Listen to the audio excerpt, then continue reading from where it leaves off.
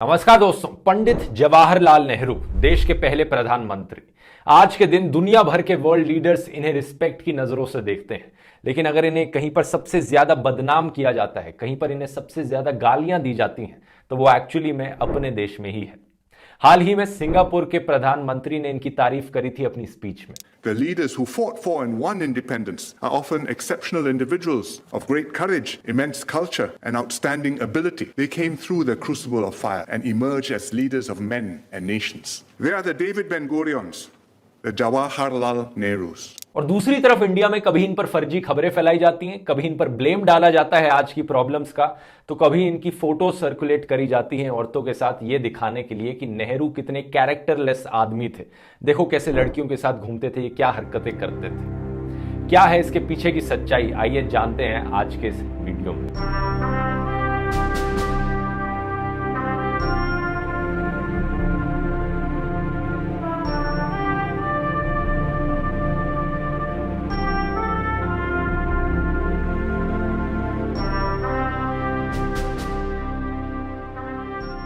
साल 1955 नेहरू जी एरोप्लेन में बैठकर लंदन जाते हैं। जब उनका प्लेन लंदन में पहुंचता है, वो प्लेन की सीढ़ियों से नीचे उतर रहे होते हैं, तो वहां पर उनकी बहन विजय लक्ष्मी पंडित मौजूद होती हैं। बड़ी खुश हो जाती हैं वो उन्हें देखकर। नेहरू जी उतरकर उनके पास जाते हैं। अब इस पॉइंट ऑफ टाइम पर अगर मेरे पास टाइम मशीन होती तो मैं टाइम में पीछे जाता और बोलता, ठहर जाइए नेहरू जी, उनसे गले मत मिलिए। मैं जानता हूं वो आपकी बहन है, लेकिन आप उनसे गले मिलेंगे तो बड़ी प्रॉब्लम हो जाएगी। नेहरू जी मुझे देखकर कहेंगे, भाई क्या दिक्कत है, मैं अपनी बहन से गले भी नहीं मिल सकता। बहुत टाइम से मैं उनसे मिला नहीं हूं, वो मुझे देखकर बड़ी खुश हैं और मैं भी बहुत खुश हूं उन्हें देखकर। दिक्कत क्या है आखिर? नेहरू जी असल में बात क्या है ना कि आज ये फोटोग्राफर होमी व्यारावाला आपकी फोटो खींचेंगी अपनी बहन से गले मिलते हुए, लेकिन आज से 70 साल बाद इसी फोटो का दुरुपयोग किया जाएगा आपको बदनाम करने के लिए। कुछ व्हाट्सएप यूनिवर्सिटी वाले और कुछ आईटी सेल वाले आपकी फोटो को सर्कुलेट करेंगे दिखाते हुए कि देखिए आप किस लड़की के साथ गले मिल रहे हैं, आपके क्या रिलेशंस हैं इस औरत के साथ। नेहरू जी बोलेंगे, ये तो सबको पता है भाई, वो मेरी बहन है, यहाँ पर लोग क्या अपना दिमाग नहीं यूज कर सकते। मैं कहूँगा भाई देखो, लोग अपना दिमाग तो इस्तेमाल कर सकते हैं, लेकिन क्या है ना, इंटरनेट का ज़माना है। आज से कुछ साल बाद जाकर इंटरनेट का आविष्कार किया जाएगा और इंटरनेट के बाद ट्विटर आएगा, व्हाट्सएप आएंगे। ये सारी ऐसी चीज़ें हैं जिससे लोगों का ध्यान बहुत भटक जाता है। लोगों के पास इतना समय नहीं होता अपना दिमाग इस्तेमाल करने का, तो ज़्यादातर लोग बस उस झूठ पर विश्वास कर लेंगे जो उस व्हाट्सएप पर सर्कुलेट किया जाएगा। नेहरू जी बोलेंगे, लेकिन मुझे कोई बदनाम क्यों करना चाहेगा, मैंने किसी का क्या बिगाड़ दिया। और मैं कहूँगा उन्हें, देखिए बात क्या है ना कि आज से 70 साल बाद बेरोजगारी इतनी हो जाएगी देश में कि लोग 2-2 रुपए के लिए ये झूठे मैसेजेस सर्कुलेट करेंगे, फेक न्यूज़ फैलाएंगे, देश में नफरत फैलाएंगे, और कुछ पॉलिटिकल पार्टीज आपका इस्तेमाल करेंगी अपनी गलतियों का दोष आप पर डालने के लिए। तो आपको बदनाम किया जाना उन लोगों के लिए बहुत जरूरी है ताकि वो लोग अपनी ईगो बचा सकें। खैर, नेहरू जी को अपनी बहन से मिलने की खुशी ज्यादा प्यारी थी, तो टाइम में वापस जाकर भी मैं होनी को टाल नहीं पाया अनफॉर्चुनेटली। लेकिन विजय लक्ष्मी पंडित के बारे में अगर मैं आपको बताऊं तो वो एक्चुअली में एक्टिव वर्कर थी इंडियन नेशनलिस्ट मूवमेंट की। 3 बार वो जेल जा चुकी थी, 1932, 1940 और 1942 में, क्योंकि उन्होंने सिविल डिसोबीडियंस मूवमेंट में पार्टिसिपेट किया था अंग्रेजों के खिलाफ। 1946 में वो कॉन्स्टिट्यूएंट असेंबली की मेंबर भी थी यूनाइटेड प्रोविंसेस से। और जब 1947 में देश को आजादी मिली तो उन्होंने एक डिप्लोमेटिक करियर अपना लिया। वो इंडियन रिप्रेजेंटेटिव बनी कई देशों में, Soviet union, USA, Mexico, UK, Spain, और 1953 में एक्चुअली में वो दुनिया की पहली औरत बन गई to be elected the president of United Nations General Assembly, और उन्होंने यूनाइटेड नेशंस की जनरल असेंबली के 8th सेशन को हेड भी किया था। तो साल 1955 में जब पंडित नेहरू लंदन में आए तो उस वक्त वो यूनाइटेड किंगडम में इंडिया की हाई कमिश्नर थी। एयरपोर्ट पर वो पंडित नेहरू को रिसीव करने आई अपनी बेटी नयंत्रा के साथ, और यहीं पर आप ये वीडियो देख सकते हो जहां से ये फोटोज क्लिक करी गई थी। इसी समय पर एक और फेमस फोटो ली गई थी जिसे सर्कुलेट किया जाता है नेहरू जी को बदनाम करने के लिए, जब नयनतारा एक्चुअली में नेहरू जी को किस करती हैं। नयनतारा के मामा जी थे पंडित नेहरू, और यहां पर कुछ ऐसा नहीं किया जा रहा है जो गलत हो। ये किस करना और प्यार जतलाना वही प्यार है जो एक औरत अपने बेटे से जतलाएगी या फिर एक पिता अपनी बेटी से। अब अगर अगली फोटोज पर आए तो ये भी बड़ा इंटरेस्टिंग है देखना कि इनके पीछे की कहानी क्या है। पार्टीशन वाले वीडियो में मैंने आपको बताया था कि लुईस माउंटबैटन को इंडिया का वाइसरॉय अपॉइंट किया गया था मार्च 1947 में।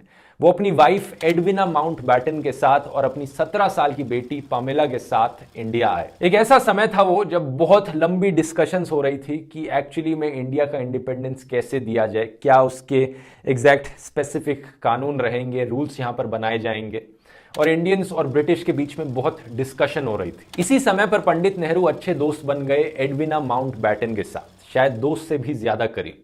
एडविना की जो बेटी थी पामेला, उनके शब्दों में एडविना और नेहरू एक प्रोफाउंड रिलेशनशिप शेयर करते थे। पामेला ने कई चिट्ठियों को पढ़ा था और एग्जामिन किया था जो नेहरू और एडविना ने एक दूसरे को लिखे थे, और उस पर एक किताब भी पब्लिश करी थी कुछ सालों बाद। पामेला ने नोट किया कि शी यानी Edwina found in Pandit ji the companionship and equality of spirit and intellect that she craved. और इसी किताब में पामेला ने इस चीज को भी क्लियर किया है कि पंडित जी और एडविना के बीच में कोई फिजिकल अफेयर कभी नहीं हुआ। तो जितने भी जो रूमर्स फैलाए जाते हैं इस चीज को लेकर वो सरासर झूठ है। एडविना और पंडित जी एक्चुअली में काफी करीब दोस्त थे एक दूसरे के। तो इनमें से एक फोटो में आप देख सकते हो कि पामेला यहां पर खड़ी है पंडित नेहरू के साथ, और पीछे उनके पेरेंट्स लुइस और एडविना खड़े हैं बैकग्राउंड में।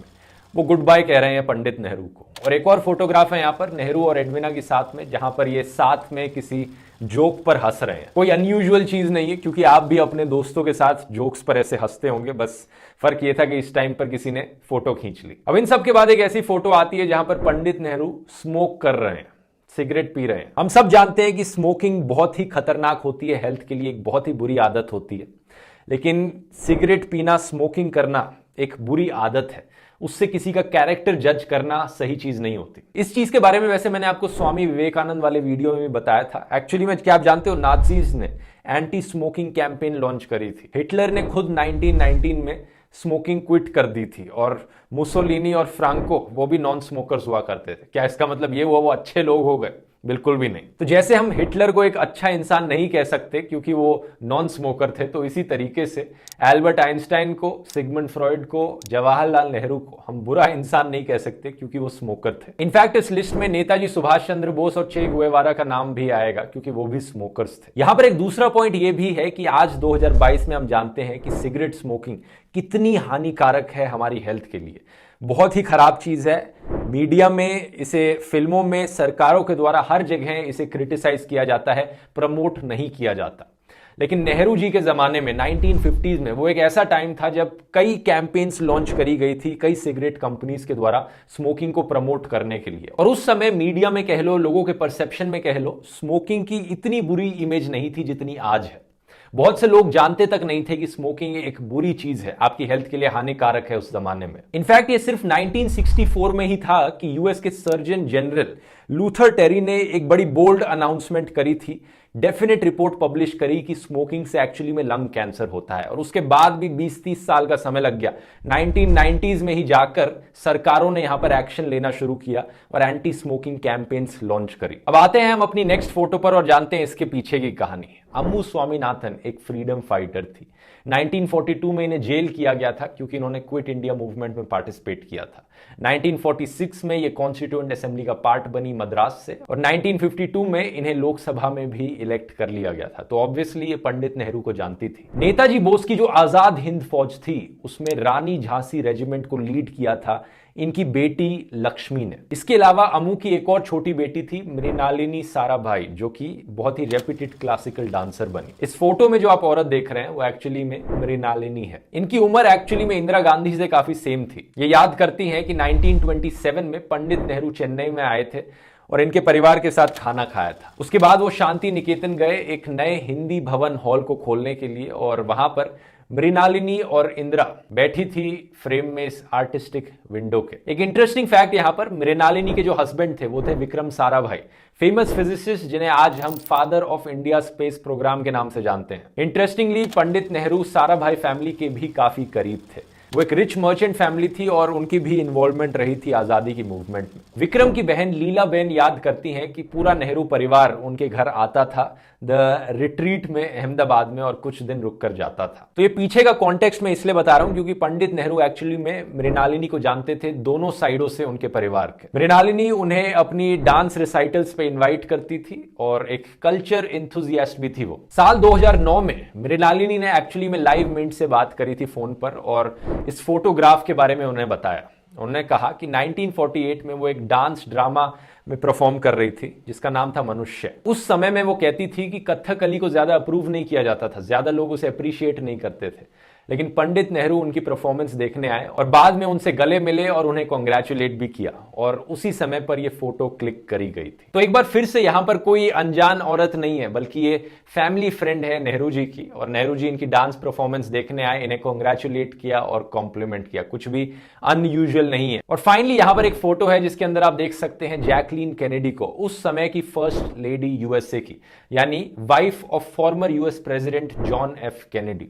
वो इंडिया में आई थी मार्च 12 से लेकर मार्च 21 के बीच में 1962 ईयर में। ये एक गुडविल टूर था और वो अपनी सिस्टर ली राड्सविल, यूएस के एम्बेसडर जॉन केनेथ गालब्रेथ उस समय के, और इंदिरा गांधी के साथ काफी जगहें घूमने गई, ताजमहल, उदयपुर, जयपुर। और ये जो पर्टिकुलर फोटो है यहाँ पर, पंडित नेहरू एक्चुअली में सेरेमोनियस वेलकम दे रहे हैं as a part of Indian culture.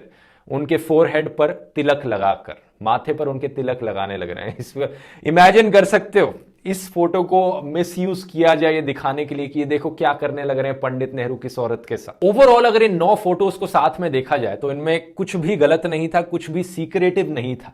यहां पर ये सारी फोटोज किसी ना किसी बड़े पब्लिक इवेंट में ली गई थी, कुछ ना कुछ मेजर इवेंट हो रहा था यहां पर। लेकिन यह चीज बड़ी क्लियर है कि यहां पर किसी ने इन फोटोज को कंपाइल किया जानबूझकर पंडित नेहरू को बदनाम करने के लिए। ये झूठ फैलाया गया कि ये देखो पंडित नेहरू एक कैरेक्टरलेस आदमी है, एक वुमेनाइजर है।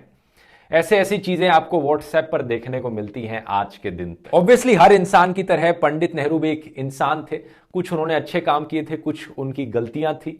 उनकी बात किसी और वीडियो में करेंगे, लेकिन अभी के लिए मैं आपको बताना चाहूंगा कि एक्चुअली में पंडित नेहरू को बहुत लोगों ने प्रेस किया है। कीर्ति मैगजीन में भगत सिंह ने कहा था कि पंडित नेहरू एक ऐसे लीडर हैं जिनको यूथ को फॉलो करना चाहिए। नेताजी सुभाष चंद्र बोस ने अपनी आजाद हिंद फौज में वन ऑफ द ब्रिगेड्स का नाम नेहरू के नाम पर रखा था, Nehru brigade. Former prime minister Lal Bahadur Shastri ने कहा था, सही से विश्लेषण किया जाए तो किसी देश की ताकत केवल उसकी भौतिक संपत्ति में नहीं होती। देश को चाहिए महात्मा गांधी, जवाहरलाल नेहरू और रविंद्रनाथ टैगोर जैसे लोग। एल्बर्ट आइंस्टाइन ने लिखा था पंडित नेहरू के बारे में। उन्होंने कहा था कि उनकी किताब द डिस्कवरी ऑफ इंडिया बहुत इंटरेस्टिंग लगी और मार्वेलस लगी। सरदार पटेल एक ऐसे व्यक्ति जिनको नेहरू के हमेशा अगेंस्ट रखा जाता है कि देखो नेहरू प्रधानमंत्री नहीं होते तो सरदार पटेल को प्रधानमंत्री होना चाहिए था। यह भी वैसे एक बहुत बड़ा झूठ है जो फैलाया जाता है कि अगर नेहरू प्रधानमंत्री नहीं होते, सरदार पटेल प्रधानमंत्री होते तो देश का क्या हो चुका होता। लेकिन असलियत क्या है इस वीडियो में आप देख सकते हो। देश में पहले चुनाव कब हुए? अब इतना मेरे को पता नहीं है, ये तो 1952। वो तो देखना पड़ेगा। सरदार पटेल का देहांत कब हुआ भाई? उससे पहले तो फिर पटेल कैसे होते प्रधानमंत्री? अब ऐसा नहीं है कि सरदार पटेल जी और नेहरू जी के बीच में कोई डिसएग्रीमेंट्स नहीं थी, बिल्कुल थी, लेकिन वो एक दूसरे के दुश्मन नहीं थे, वो एक दूसरे की रिस्पेक्ट किया करते थे। एग्जैक्टली क्या डिसएग्रीमेंट्स थी, उनकी किस बारे में चर्चा होती थी एक दूसरे से, उसकी डिटेल में बात करी गई है इस इंडिया अनकवर्ड ऑडियो बुक के पहले 4 चैप्टर्स में।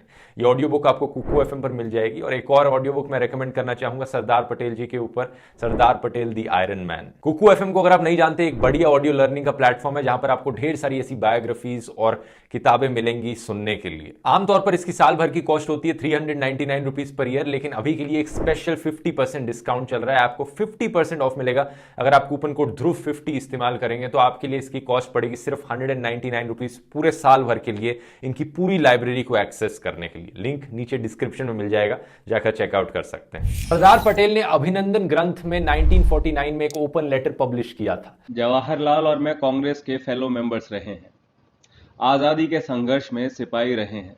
समय बीतने के साथ साथ हमारा एक दूसरे के लिए स्नेह बढ़ता गया। अब जब हम दूर होते हैं, एक दूसरे से हमारी समस्याओं के लिए सलाह नहीं कर पाते, तब हम एक दूसरे को कितना याद करते हैं, लोग इसकी कल्पना भी नहीं कर सकते। यानी सोचकर देखो, सरदार पटेल लिख रहे थे कि वो कितना मिस करते थे पंडित नेहरू को, दोनों कितना एक दूसरे को एडमायर करते थे।